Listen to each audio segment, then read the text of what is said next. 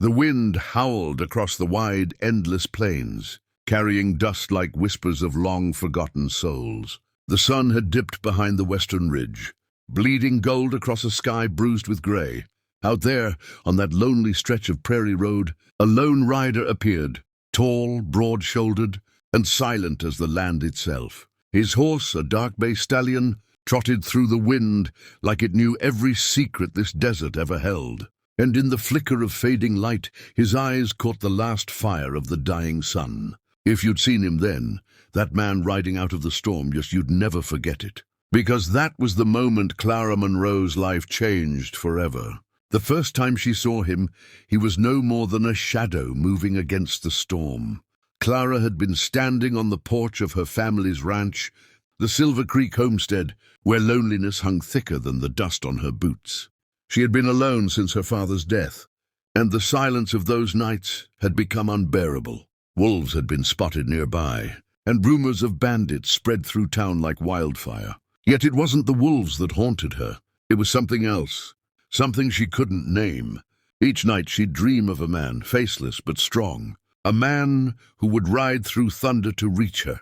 And that night, when she saw the stranger, drenched and battle-worn, something inside her whispered, "He's the one." He rode up slow, pulling his horse to a halt by the porch. "Ma'am," he said, his voice low and rough, like gravel under the wheel of an old wagon. "Looks like there's a storm coming down hard. Mind if I water my horse and wait it out?" Clara hesitated. Strangers weren't welcome out here, not since the raid started. But there was something about the way he spoke, respectful, steady. His coat was torn at the shoulder, dust and rain mixing into mud. Yet his eyes, beneath the brim of that weathered hat, carried the calm of a man who'd seen worse storms than this one. "Water's round back," Clara replied, clutching her shawl tighter. "You can stable him if you like, but don't think I'm offering supper." He gave a small nod. "Didn't expect any," he said, but there was a flicker of a smile, the kind that broke through like sunlight after rain. While he led his horse away, Clara couldn't look away. His presence filled the air, heavy but comforting. Something about the way he moved spoke of experience, pain, and purpose. When he returned, the thunder had begun to roll, shaking the land with its deep, angry growl. Inside, the ranch house smelled of pine and worn wood. Clara sat by the fire, pretending to read. He stood near the door, dripping and quiet. "You from these parts?" she asked, her voice softer than she meant. "No, ma'am. Just passing through," he replied. "Name's Eli Dawson.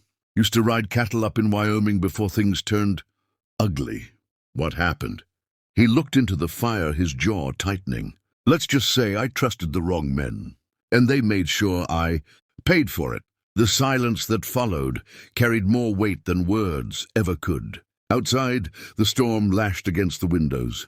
Inside, two lost souls sat beneath the same roof, bound by something neither of them understood. That night, Clara couldn't sleep. She could hear Eli pacing on the porch, keeping watch like a man used to danger.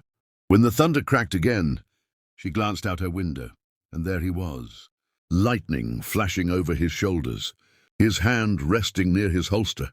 It wasn't fear she felt, it was safety. But peace is fragile in the West, and dawn, when it came, brought more than sunlight. A shout echoed from the barn, one of the ranch hands, breathless and pale. "Clara, bandits, riding fast from the canyon." Eli didn't hesitate. He grabbed his rifle from the saddle, his movements swift, sure, controlled. "How many?"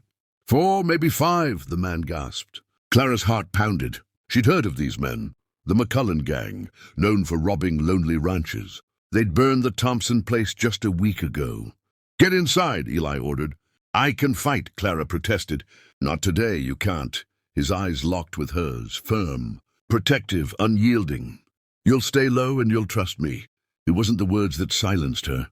It was the way he said them, like a man who'd already decided he'd die before letting harm touch her. Minutes later, the hooves thundered in. Dust and gunfire filled the morning air. Eli took cover behind the water trough, returning fire with deadly precision. Clara watched from the window, clutching her father's old rifle. One by one, the riders fell or fled, their confidence shattered by the calm deadliness of a single stranger. When it was over, the yard was silent except for the wind. Eli stood there, chest heaving, smoke rising from his rifle. Clara stepped outside, trembling. "You could have been killed." He wiped the sweat from his brow. "Wouldn't be the first time." Her voice broke. "Why'd you do it? You don't even know me." He looked at her then, truly looked, and for a moment, the pain behind his eyes told her everything. "Because once someone saved me when I didn't deserve it. Guess I've been trying to return the favor ever since."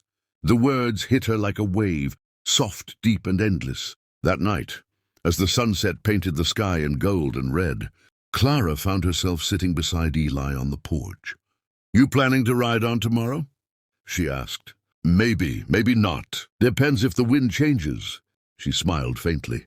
"The wind's been changing a lot lately." He chuckled low and warm. "Then maybe I'll stick around till it settles." In that moment, the silence between them wasn't empty anymore. It was alive, filled with something fragile and beautiful. The kind of peace you don't find twice in this world. But peace doesn't last long out here. And before long, fate would come riding again. This time, to test just how far Eli Dawson would go to protect the woman who'd already stolen his heart without saying a word. The West has its way of carving stories into the land. Stories of dust, blood, and unspoken love. And this one, dear listener, is just beginning.